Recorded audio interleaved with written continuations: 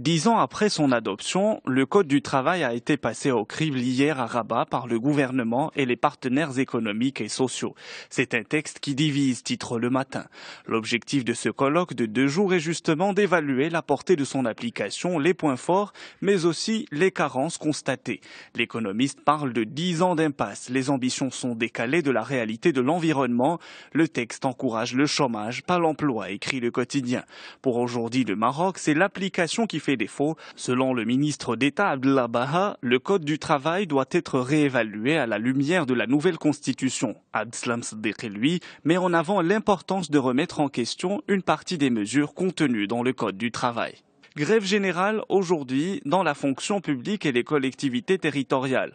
L'information est rapportée par Libération. À l'appel de la FDT, l'UGTM et l'ODT, le débrayage vise, selon le journal, à dénoncer la politique antisociale du gouvernement. Les partenaires sociaux rejettent plusieurs décisions prises par l'exécutif, un scénario qui met à nu l'approche actuelle du dialogue social, commentent les Échos.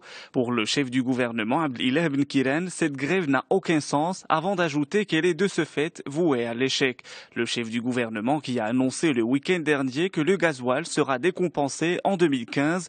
Selon Abdelillah Ben Kiren, le mazout coûtera l'année prochaine 0 dirham à la compensation, rapporte aujourd'hui le Maroc.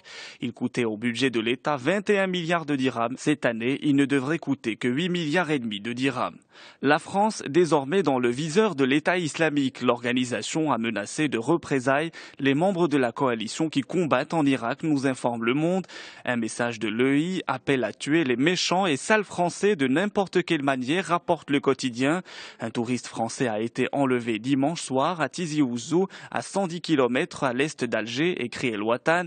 Un groupe lié à l'organisation de l'État islamique a revendiqué le rapt dans une vidéo publiée lundi soir. Une vidéo dont l'authenticité a été confirmée par le ministère français des Affaires étrangères.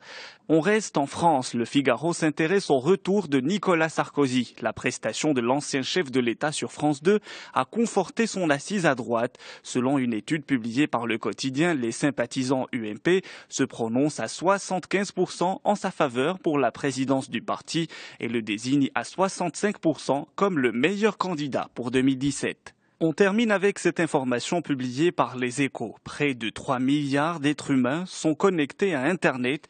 À la fin de cette année, plus de 40% de la population mondiale aura accès à Internet.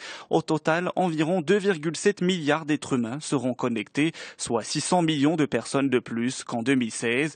D'ici à 2017, la moitié de la population mondiale aura accès à la toile, selon l'ONU.